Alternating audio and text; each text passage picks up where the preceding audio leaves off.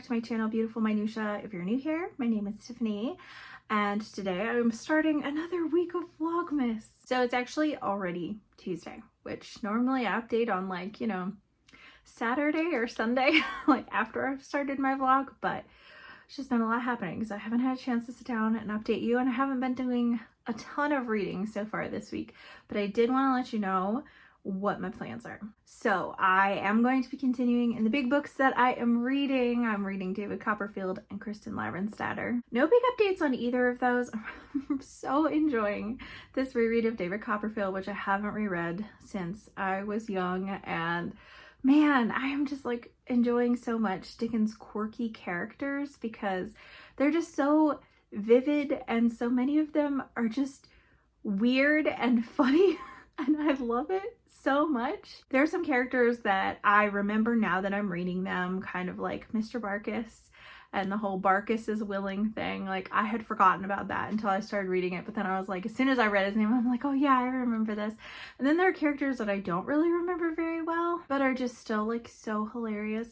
And then the one character other than David and Peggotty that I remembered very strongly, and David's stepfather, Mr. Murdstone, but other than them, the person that I really remembered being like so creeped out by was Uriah Heep, and I'm now at the point of the story where he has been introduced because David is boarding there while he is attending a school, and so now he's at this house that this lawyer owns. Can't remember his name, but Uriah Heep is his employee, and so David is encountering Uriah Heep for the first time, and man, he just is so like, he squeaks me out so bad. So I did just start an audiobook for Christmas at Thompson Hall by Anthony Trollope, which was recommended to me by Penny because I had asked my patrons to recommend some books to me that were Christmassy and cozy. That was one of the recommendations. It wasn't the one that won, but I really needed an audiobook, and I had that one on audio, so I'm listening to that one, and it is so funny. Like, it's really, really short. I think the audiobook is like less than 2 hours, so it's super, super short, and it's hilarious so far. I've only listened to the first 3 chapters of it, but man, it's about this woman who gets married and moves away, and she decides she wants to go back to England for Christmas, but her husband always likes to go somewhere warmer during the winter months, and this year something has happened. I think like her sister is engaged to somebody, and like someone of influential standing in their family has received some sort of like award or title, I can't remember exactly which, so she convinces him that they need to go home for Christmas this year, and he's protesting the whole way about how the weather's making him so sick, and so they stay in this hotel, and she needs to get like mustard for her husband's throat because he thinks it will help, but it's like midnight, so she's wandering around this strange hotel at midnight, which is like very taboo for a woman to be wandering by herself in a hotel at this time of night, and she's trying to like trick the porter to leave her alone so she can get the mustard. And it's so funny, like once she finally gets it, it says that she's creeping around like Lady Macbeth, and I just like, with like the guilty spot on her hand, and like I was just cracking up at the comparison. So I'm like hopeful. I'm like, maybe I will like Trollope in short story form, because I talked in October about how I have like a really mixed relationship with Anthony Trollope, and that like I find his humor good, but I find his stories to be like too long, and I don't really feel very connected to any of his characters usually, which is what makes them feel long even if they're not.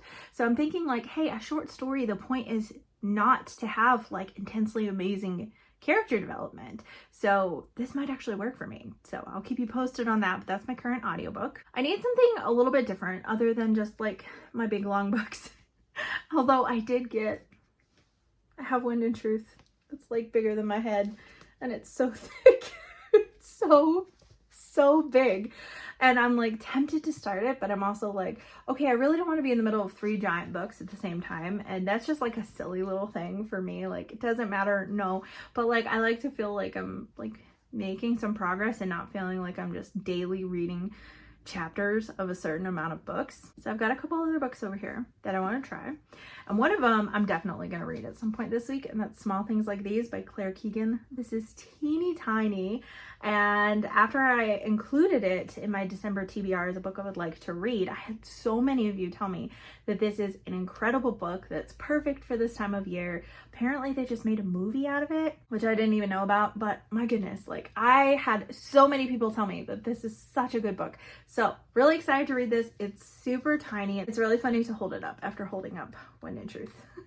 But yeah, it's 116 pages and the font is actually like pretty big. So I think it would be a really fast read. In a non-Christmassy way, something I'd like to read probably before I pick up When in Truth is The Last Murder at the End of the World by Stuart Turton. I borrowed this book from my older sister and she really enjoyed it. I've heard some mixed things because I think some people weren't expecting what this book ended up doing, that it ended up being more of a sci-fi.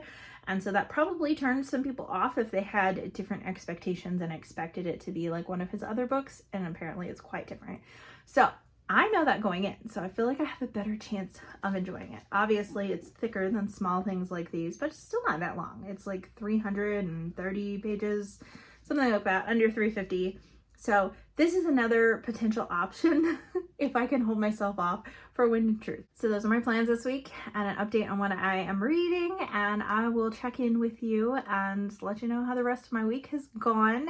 I do have like some busy stuff this week. We have regular church stuff, and then this past weekend, the reason why I didn't update is we had like an out of town Christmas party we had to go to on Saturday, and then on Sunday we had our church Christmas dinner. So there's a lot of stuff happening over the weekend, and then a lot of just like I've been preparing my book journal for next year, which is exciting and really, really fun. So that's something I'm prioritizing this week. But we also have our class parties for our homeschool group this week. So I'll have to be doing some preparation for that because I'm in charge of one of the hours for the high schoolers. Then I also have a ladies' night in our church, a Christmas party for that on Friday night. So this is like Christmas party palooza this week. Like within the course of a week, I will have like 4 or 5 different Christmas parties. It's a lot, but next week I only have one. So we'll see how much I end up getting read, but that's why it took me so long to update you. And I don't know that I will have another update before Friday. That will probably be my next update. So you'll probably only get one update, but by that point, hopefully I will be done with Christmas at Thompson Hall. Maybe also Small Things Like These, maybe something else. So I'll see you soon.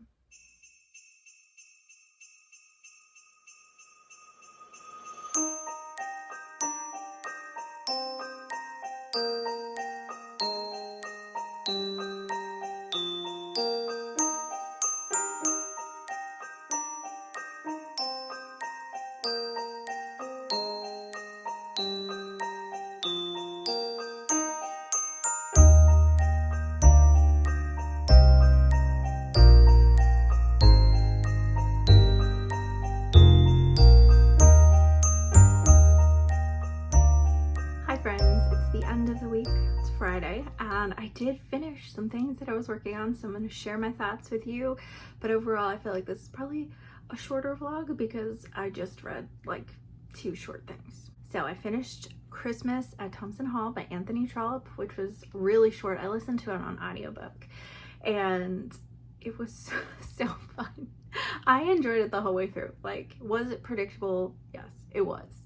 But it was just like so much fun, and I think that maybe short stories are the medium of Trollope for me in the future, because I already mentioned that I kind of have like, I don't know, like not the best relationship with him, where it's like I feel like I should love him and yet I struggle with him. And I feel like short stories is a perfect medium because it doesn't matter whether or not I get attached to his characters in a short story. They're just like, you know, you're just there for the ride. Like you're there for like a little bit of a plot, or sometimes short stories have idea exploration or something like that. And this was just fun. It was like perfectly festive and I really loved it. I also finished Small Things Like These by Claire Keegan, also a very slender book. I knew nothing going into this book at all, nothing at all. And so I didn't know about like the Magdalene laundries, and I didn't know that that was going to be part of this. I didn't know anything about the story at all, and I'm hesitant to tell you very much about the story just because I think because it's so short, it would be really easy to spoil it. Although the plot, I don't think is really the point. The point is like the internal struggle and journey of our main character, who has kind of grown up in a decent situation, but he's an illegitimate child in a time period where, you know, that was very much frowned upon, and his childhood could have looked a lot different if it wasn't for the kindness of people around him. So we're following him now as an adult, and he's married and has a bunch of daughters, 4 or 5, I can't remember how many. And so we're following, you know, his life. He delivers coal and lumber and things like that to people, and it's Christmas time, and so we're kind of just watching the dynamics of this town and some things that people may or may not have observed but are keeping silent about. And I just like, this is one of those books where I sat there and I stared at the wall for like 5 minutes after I finished it, because it was just so deeply thought-provoking for me. Other authors could have taken this plot and turned it into like a 300-400 page historical fiction book with more drama and more of the noise and more things that just like had to do with the time period, had to do with like the things that were happening with the Magdalene laundries and all that stuff. But Claire Keegan doesn't. I was talking to my friend Whitney, who actually loaned me her copy, and she said she's like, yeah, she trusts her readers. And I think that that's the perfect way to phrase it, that she does trust you to connect the dots. She doesn't spell out everything for you. She doesn't have like a closed ending. It's like very, very open for you to know, like to kind of think about what you would do in this situation or what it might look like going forward. I will say the ending's satisfying. So it's not like this cliffhanger that you have no idea what happens, but it's not like a typical story that ties up all the loose ends at the end of a story, because that's not really the point. The point is for it to be thought-provoking, and it did that really well. I did hear that there's a movie that just came out about this, and I think in my TBR someone said that like they didn't like it or something, but I can see a movie not retaining the same feel of the book, because I feel like a movie would make it more sensational. And I actually watched the trailer for the movie, and the trailer is like, oh, deep dark secrets kind of thing, and I'm like, that's not really the vibe of the book, you know. So I could see them definitely changing some things just to make it more sensational, because I think that a quiet story that ends in deep reflection is often not what Hollywood is trying to do. I think that people just have a certain expectation of entertainment when they sit down to watch a movie, and I don't think this story is intended to be entertaining. Not to mention the fact that it's like 100 pages long, so how do you make a 2-hour long movie out of a 100-page long book? But anyways, I loved this, and I wanted to read a quote for you. I actually shared this on Instagram, so if you follow me there, you may have already seen it. It says, he found himself asking, was there any point in being alive without helping one another? Was it possible to carry on through all the years, the decades, through an entire life, without once being brave enough to go against what there was, and yet call yourself a Christian and face yourself in the mirror? And I was like, oh, like there's just like, there's some very deep reflection that happens in our main character throughout this book, and then it caused me to very deeply reflect, and I just thought it was so powerful for what it was. And this is the first 5-star I have given to a new book, not a reread, since August. And it's been a really long time. The last one before that was June. So in the second half of the year, this is only like my third 5-star of like a brand new book I've never read before. Well, that's it for this vlog. I'm gonna wrap it up here. Sorry it's so short, but I really didn't have as much reading time this week. This was a crazy week, which I think I mentioned already, with 4 Christmas gatherings in one week. The last one is tonight. So I've been spending a lot of time preparing, and have been having a hard time like landing on an audiobook for most of this week. So I haven't been doing like any audiobook listening, and most of the reading I have been doing have been Kristen Laurenstadter and David Copperfield. So the only things I have really to like wrap up here are very short works, but I hope you enjoyed this vlog nonetheless. If you've read any of the books that I talked about here, let me know your thoughts. Let me know what you've been reading as well. Thank you so much for watching. If you like this video, please hit like and also subscribe so you can continue to see more bookish content from me, and I will see you again next time.